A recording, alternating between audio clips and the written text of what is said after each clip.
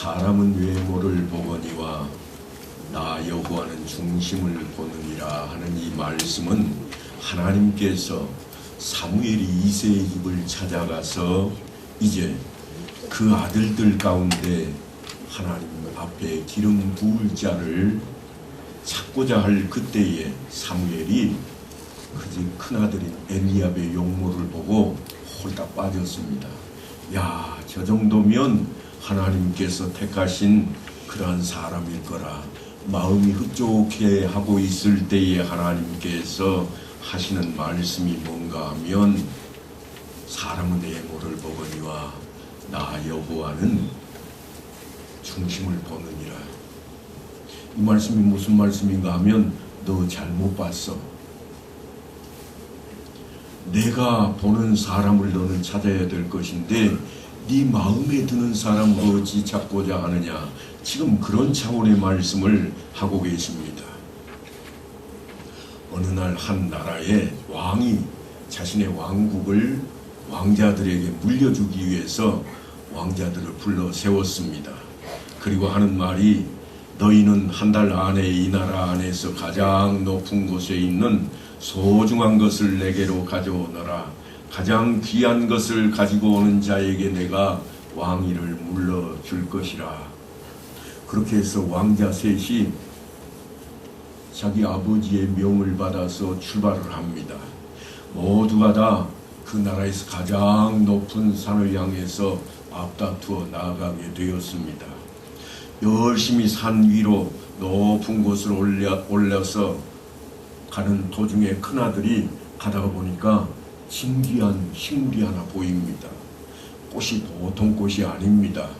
아무래도 요즘 우리식으로 하자면 천연 기념물쯤 되는 그런 꽃을 발견한 겁니다. 그래서 큰아들이 그 꽃을 귀하게 조심스럽게 다듬어서 잘 자기가 가지고 갔던 그 상자 안에다 보관을 하고 내려오게 되었습니다. 둘째 아들은 거기서 만족하지 않았습니다. 나는 더 높은 곳으로 올라갈 거야. 그래서 그는 저 산 꼭대기, 이제는 더 이상 나무들도 없고 더 이상 풀도 자라지 않는 온통 돌투성인 산 꼭대기를 향해서 올라갔습니다. 거기 가서 그가 취한 것은 반짝이는 원석을 하나 발견했습니다. 야, 이 보물이면 우리 아버지 부왕이 좋아하실 거야. 그래서 그는 그 보석을 상자에 담아가지고 내려오게 되었습니다. 그런데 놀랍게도 막내도 똑같이 그 산에 올라갔고 가장 높은 곳까지 함께 올라갔는데 막내는 아무것도 가지고 내려오는 게 없습니다. 그런데 내려오는 모습을 보니까 세 명이 다 밝게 환하게 웃고 있습니다. 이 정도면 아버지가 내게 왕위를 물려주실 거야. 첫째는 아주 귀한 식물을, 귀한 꽃이 피어있는 나무를 발견해서 그걸 가지고 내려왔고, 둘째는 아주 진귀한 보석, 보기만 해도 영롱한 그러한 원석을 가지고 내려왔는데, 셋째는 웃는 얼굴 말고는 아무것도 없습니다. 빈손으로 그렇게 내려왔습니다. 그리고 저들이 아버지 앞에 다 가까이 나아가게 되었습니다. 첫째가 아버지 앞에 아주 희귀한 꽃을 내어놓았습니다. 둘째도 아주 희귀한 보석을 아버지 앞에 내어놓고 있습니다. 그런데 셋째 왕자는 아무것도 내놓지 않고 빈손으로 아버지 앞에 아버지 손을 덥석 잡고는 빈손인데 환하게 웃고 있습니다. 그리고 이 막내가 아버지 앞에 하는 말이, 아버지, 내가 가장 높은 산 위에 올라갔는데 거기 가서 보니까 산 너머에 넓은 들판이 있고 거기에 강도 흐르고 거기에 아주 진귀한 것들이 많아 보입디다. 나는 가장 높은 곳에서 우리 왕국의 희망을 보고 왔습니다. 아버지가 이 말을 딱 듣자마자 그래 너야. 그리고 왕위를 셋째에게 물려주었다는 그런 이야기가 있습니다. 오늘 우리가 함께 읽었던 본문 말씀도 그런 이야기입니다. 똑같은 이야기를 본문에서 지금 하고 있는 내용입니다. 하나님께서 종살이하던 이스라엘 백성들을 출애굽시켜서 시내산 앞에 불러 모아놓고 1년 동안이나 그곳에 머물게 했습니다. 무엇 때문에 그랬는가 하면 그들과 언약을 맺으시고 그들에게 성막을 짓게 하시고 십계명을 주시면서 그들로 하여금 제사장이 될 수 있도록 훈련을 시키셨습니다. 1년 동안 훈련을 했습니다. 그리고 이제 그들이 성막을 학교로 삼고 십계명을 교과서로 삼아서 공부를 열심히 한 그 연후에 1년이 되자 하나님께서는 그들에게 이제 떠날 것을 명령하십니다. 어디로 떠나는가 하면 하나님께서 약속하신 땅, 그 땅을 향해 떠나게 하고 있습니다. 그리고 이스라엘의 진영이 바란 광야에 이르렀을 때 하나님께서 모세를 불러 세웁니다. 사람을 보내어 내가 이스라엘 자손에게 주는 가나안 땅을 정탐하게 하되 그들의 조상의 가문 각 지파 중에서 지휘관 된 자 한 사람씩 보내라 그러십니다. 공부 중에 있던 그들에게 드디어 시험 치를 때가 된 겁니다. 정탐꾼은 가나안 땅을 탐지하고 올 사람들로 우리말로 쉽게 하자면 첩자들입니다. 그런데 하나님의 정탐꾼 선발 기준이 사람의 생각과 조금 달라 보입니다. 보통 정탐꾼을 보내려고 그러면 똑똑하고 민첩한 사람, 용감한 사람들을 선발하되 그 중에서 전체를 이끌고 지휘할 사람도 택해서 대장을 삼고 떠나보내는 게 보통 우리가 하는 일입니다. 그러니까 간첩은 아무나 하는 게 아닙니다. 아주 똑똑한 인물들이 합니다. 제법 무술도 할 줄 알아야 됩니다. 아무한테도 휘둘리지 않아야 되니까요. 그런데 하나님의 방법은 전혀 다릅니다. 하나님께서는 공평하게 각 지파마다 족장을 한 사람씩 보내라 그럽니다. 족장이 어떤 사람입니까? 그 가문의 가장 우두머리입니다. 이 사람은 사실 실력이 뛰어나서 된 자리가 아닙니다. 무술을 잘하는 사람도 아닙니다. 그저 그 집안의 가장 우두머리 어른이어서 다 모든 지파 사람들이 존중할 만한 그 사람일 뿐입니다. 그런데 하나님께서 그를 보내라고 그럽니다. 나이도 그 중에 가장 많을 것이요. 그들이 특별히 무술을 하는 군인도 아닙니다. 그저 입만 살아가지고 이렇게 하라 하고 외치던 사람인데 그 사람들을 각 지파마다 한 사람씩 보내서 대표로 삼아서 정탐을 하게 하고 있습니다. 그러니까 지금 시내산 앞에서 공부를 열심히 하고 이제 공부를 마쳤을 때쯤 되어서 하나님께서 저들에게 중간고사를 한번 치르고자 하는 겁니다.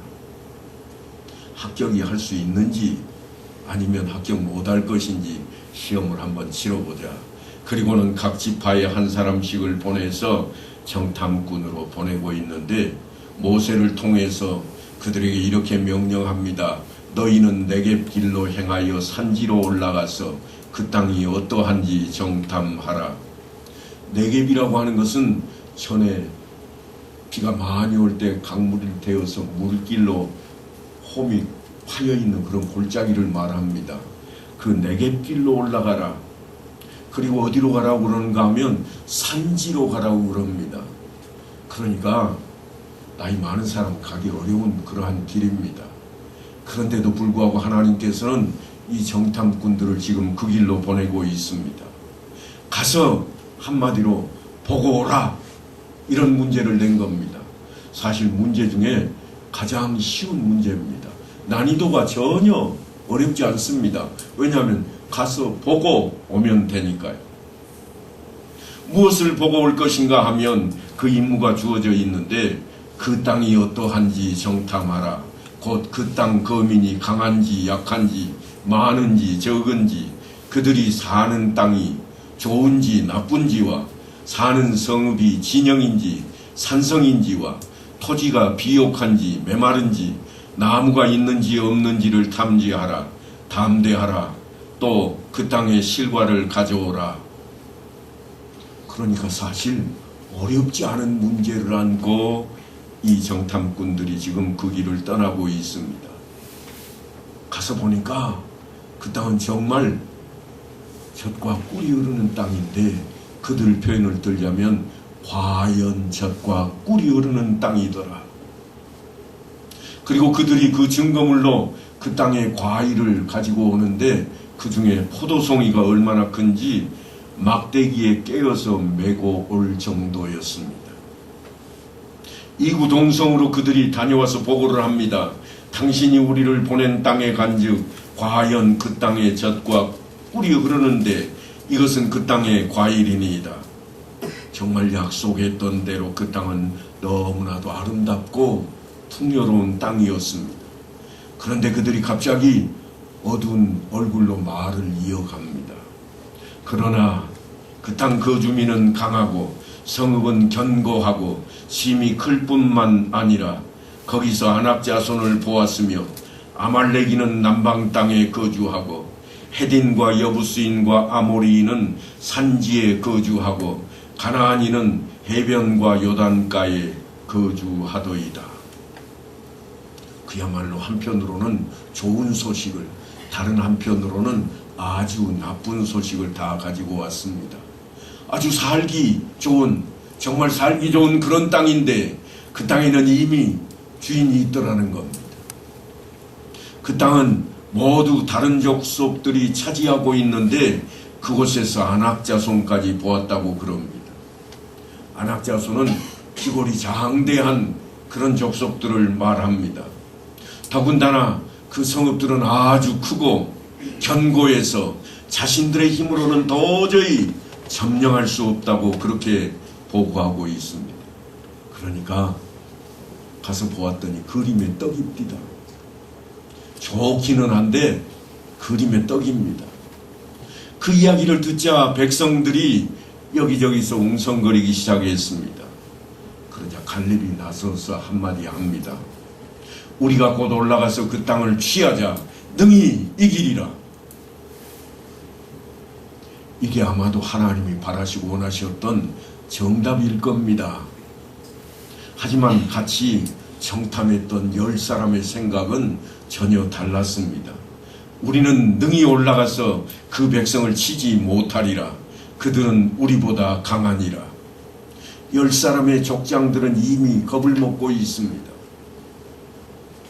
일찍이 하나님께서 이스라엘 민족에게 약속했던 게 있습니다. 젖과 꿀이 흐르는 땅을 너희에게 주리라. 약속을 하셨는데 그걸 벌써 훈련까지 다 맞춰놓고 다 잊어버렸습니다. 그들은 종살이하던 노예 출신인데도 불구하고 하나님께서 그들을 귀족보다도 더 서열이 높은 제사장으로 만들겠다고 약속을 하시고 그 훈련을 지금까지 시켜왔는데 그들은 그냥 그걸 다 잊어버렸습니다. 그리고 그렇게 겁먹은 10사람의 족장들을 보자 백성들이 다 똑같이 겁을 먹습니다. 두려움이 커져갑니다. 그들은 이내 백성들 앞에서 정탐한 그 땅을 평가해서 다시 내놓고 있습니다. 그런데 성경은 악평했다 그럽니다. 우리가 두루 다니며 정탐한 땅은 그 거주민을 삼키는 땅이요 거기서 본 모든 백성은 신장이 장대한 자들이며 거기서 네피림 후손인 아낙 자손의 거인들을 보았나니 우리는 스스로 보기에도 메뚜기 같으니 그들이 보기에도 그와 같았을 것이니라. 갑자기 젖과 꿀이 흐르는 그 땅은 거주민을 삼키는 땅이 되어버렸습니다. 뿐만 아니라 하나님께서 친히 선택하셔서 기적과 같이 이끌어냈던 출애굽한 이스라엘 백성들은 메뚜기 떼가 되어버리고 말았습니다. 그렇게 젖과 꿀이 흐르는 약속의 땅은 그 주민을 삼키는 그런 땅으로, 저주의 땅으로, 존귀한 제사장은 바람이 날리는 메뚜기 같은 그런 모습으로 되어버리고 말았다고 하는 것입니다.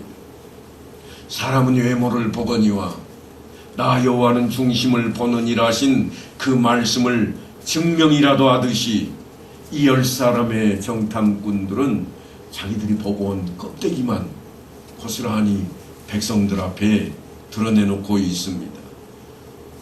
겉모습만 보는 사람들은 항상 상황에 따라 울고 웃습니다. 그 땅의 풍성한 과일들을 볼 때에 그들은 과연 젖과 꿀이 흐른다고 싱글벙글 하다가 곧이어서 장대 같은 거인들이 보이자 그들은 울고불고 난리입니다. 하지만 누구나 다 그렇지는 않습니다. 주로 사탄의 소나기에 사로잡힌 자들이 그렇게 보는 법입니다. 우리는 이미 에덴 동산을 통해서 아담과 하와가 어떠했는지 잘 알고 있습니다. 사탄이 하와에게 찾아와서 이렇게 말을 전합니다. 너희가 그것을 먹는 날에는 너희 눈이 밝아져 하나님과 같이 되어 선악을 알 줄 하나님이 아심이니라. 눈이 밝아지고 하나님처럼 되겠다고 하는 그 말에 하와가 그냥 혹했습니다. 그래서 아담과 함께 그 실과를 따먹고 맙니다. 그런데 정말 희한하게도 눈이 밝아졌습니다. 그래서 밝아진 눈으로 처음 본 것이 뭔가 하면 다름 아닌 자신들이 벌거벗은 모습입니다. 자신들이 벌거벗은 모습을 보자마자 그들에게 찾아온 것은 부끄러움이고 수치스럽고 두려움이었습니다. 그래서 그들이 한 일이 뭔가 하면 무화과 나뭇잎으로 대충 가리고 숲속으로 숨어버리는 겁니다. 축복의 땅 에덴 동산은 삽시간에 저주의 땅이 되어버리고 말았습니다. 다정하게 말씀을 나누고 있던 하나님이 갑자기 자신들을 감시하는 감시꾼처럼 보여집니다. 바로 그 일이 오늘 본문에 등장한 10사람의 정탐꾼에게도 똑같이 벌어지고 있는 겁니다. 성경 역사는 사람들이 겉만 보는 것을 바꾸어서 하나님의 마음을 제발 읽고 알게 하려고 하는 그러한 여정이라고 해도 과언이 아닐 것입니다.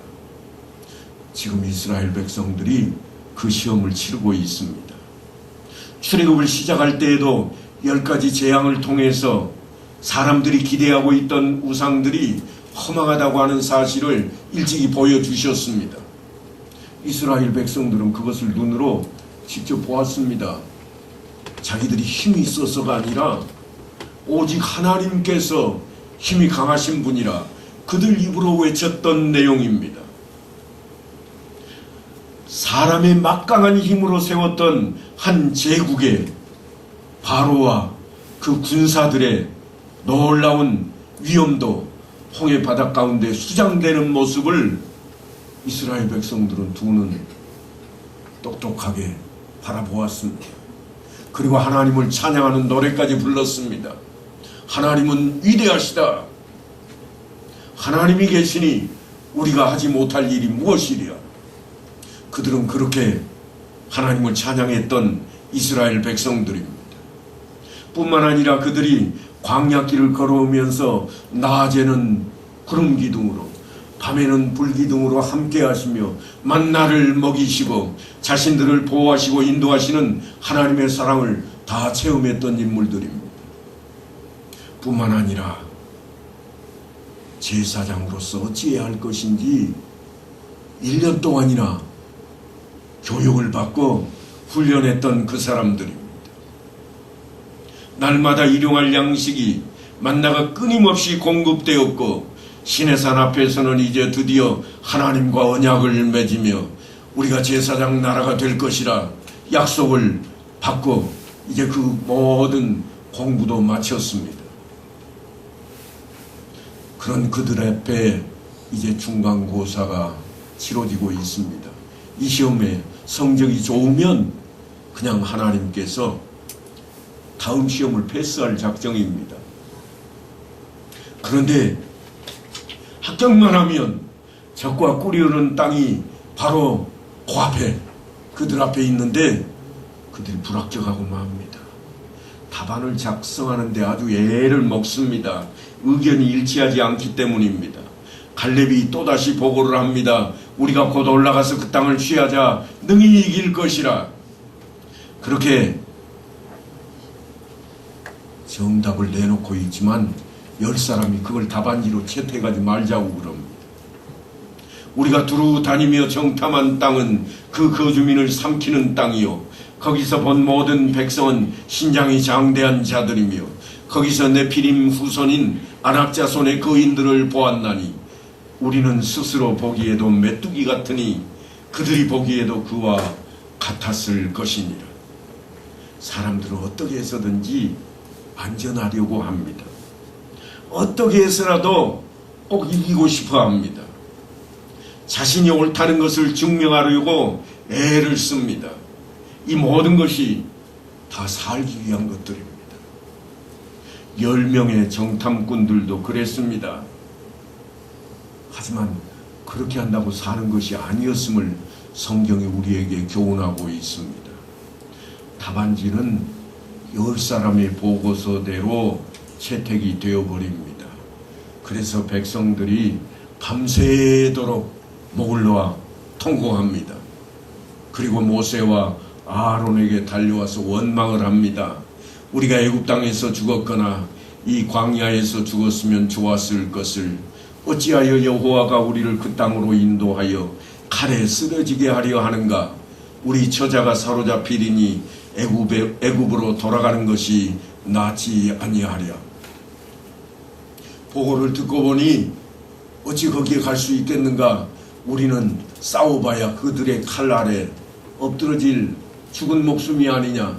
우리의 처자들은 거기 끌려가서 다 그들의 종이 되지 않겠는가. 그리고는 그들이 살 길을 찾기 위해 머리를 맞댑니다. 그래서 백성들이 얻은 결론이 뭔가 하면 이제 휴학하자. 공부하는 것 지겹다. 시험도 치러봐야 안 되겠으니 제발 그냥 가서 쉬자. 그러는 겁니다. 우리가 한 지휘관을 세우고 애굽으로 돌아가자. 공부하기 이전으로 돌아가자는 거예요. 그러자 여호수아와 갈렙이 또 한 번 백성들 앞에 나섭니다. 우리가 두루 다니며 정탐한 땅은 심히 아름다운 땅이라. 여호와께서 우리를 기뻐하시면 우리를 그 땅으로 인도하여 들이시고 그 땅을 우리에게 주시리라. 이는 과연 젖과 꿀이 흐르는 땅이니라. 그리고 이어서 하는 말이 다만 여호와를 거역하지 말라. 또 그 땅 백성을 두려워하지 말라. 그들은 우리의 먹이라. 그들의 보호자는 그들에게서 떠났고 여호와는 우리와 함께 하시느니라. 너희가 알지 않느냐? 하나님이 우리 앞에 기적을 베푸셨던 그 하나님이 아니냐. 애굽 땅에서 우리를 건져내셨고 홍해에서 그 애굽 군대를 다 수장시키셨던 그 하나님. 광야를 걸어올 때 우리가 먹을 것이 없어서 굶주렸더냐? 네. 낮에 뜨거운 햇볕에 타 죽은 사람이 누가 있기나 하더냐? 밤중에 추워서 얼어 죽은 사람이 누가 있더냐? 그 하나님이 우리와 함께 하신다. 그러니 우리는 올라가자. 그런데 그들은 그걸 채택하지 않습니다. 오히려 분개합니다.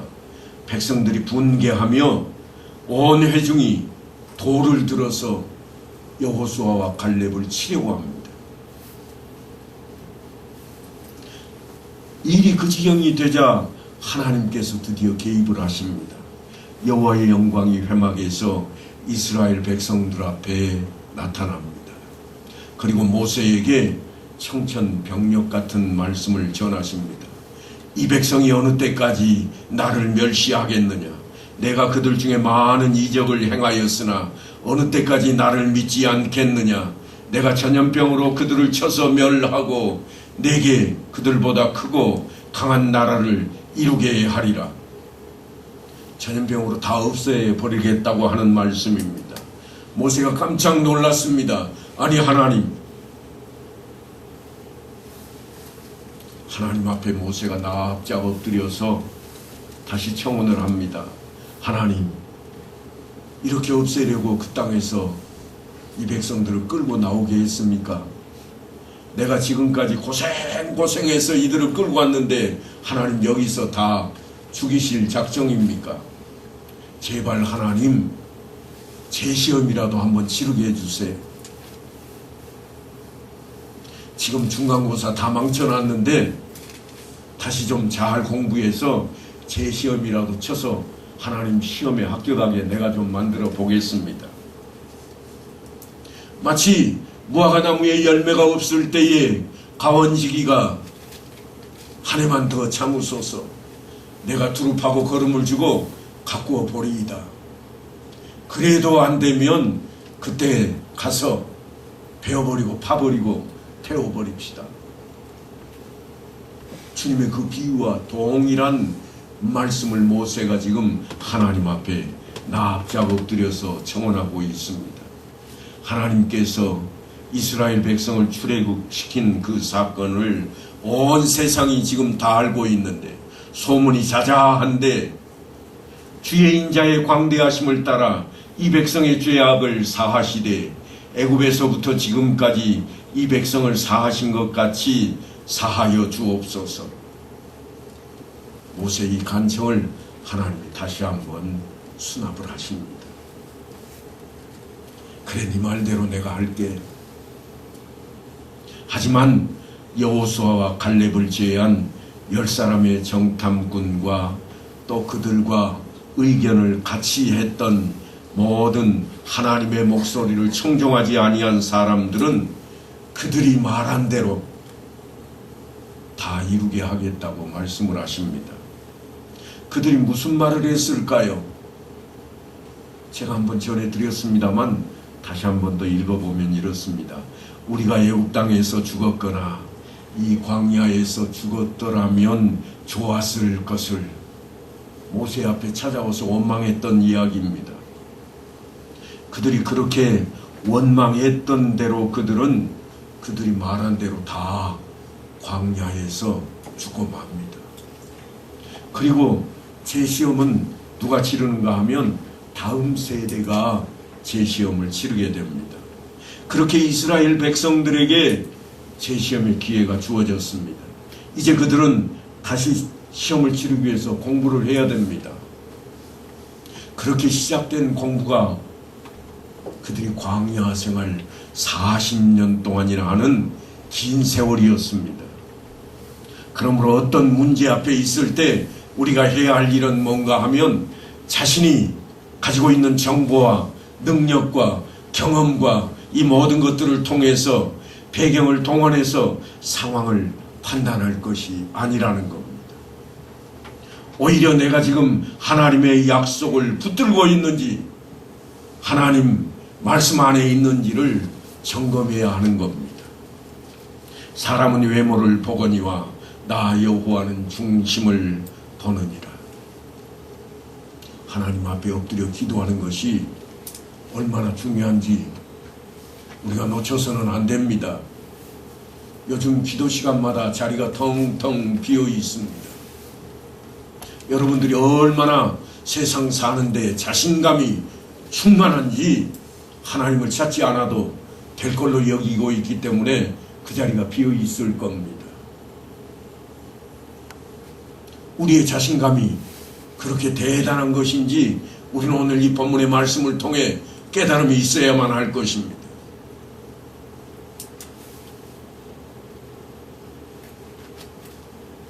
사람은 외모를 보거니와 나 여호와는 중심을 보느니라. 10사람의 정탐꾼은 젖과 꿀이 흐르는 가나안 땅에서 불가능할 것과 실패를 미리 보았습니다. 그들의 눈에는 겉모습만 보였기 때문입니다. 그러나 여호수아와 갈렙은 겉모습뿐만 아니라 하나님의 약속과 그 실현하실 것까지도 내다보고 있습니다. 하나님의 뜻을 그들은 보았고 하나님의 마음을 그들은 읽게 된 것입니다. 세상 사람들은 십자가에서 죽음과 저주와 죽음만 보았습니다. 그러나 예수님께서는 똑같은 십자가에서 우리 앞에 영광을 드러내셨고 부활을 보여주셨습니다. 신앙생활의 목적이 의식주를 걱정 없이 하는 풍요로운 삶인가요? 아니면 부귀영화입니까? 높은 곳에서 뛰어내려도 안전하게 하는 그런 기적을 바라고 예수를 믿고 있습니까? 이런 것들은 모두 예수님께서 광야에서 40일 금식한 연후에 사탄이 들고 왔던 시험거리일 뿐입니다. 우리에게도 사탄은 동일한 유혹을 가해올 것입니다. 더 좋아 보이고 더 달콤해 보이고 더 나아 보인 것들을 가지고 우리 앞에 늘 가까이 다가올 것입니다. 만약 우리가 신앙 안에서 그런 것들만 열심히 빌고 있다면 사탄이 제안하는 것을 우리가 하나님께 기도하는 꼴이 되어버리고 맙니다. 예수님께서는 달리 보셨습니다. 지금까지 우리 눈에 겉모습만 보인 것들이 모두인 것처럼 느껴졌지만 이제는 예수님의 말씀을 따라 하나님의 마음을, 하나님의 뜻을 바라보고 그것을 찾는 자리가 되어야만 하겠습니다. 그래서 이제는 여호수아와 갈렙처럼 모든 일에 있어서 겉모습만 보는 것이 아니라 또한 하나님의 약속과 그 실현과 그 모든 이루어질 실현에 대한 소망까지도 함께 가지고 바라봄으로써 하나님 앞에 말씀대로 살아가는 그 여정을 통해 잘하였다 칭찬 듣는 성도들의 삶이 다 되시기를 간절히 축원합니다.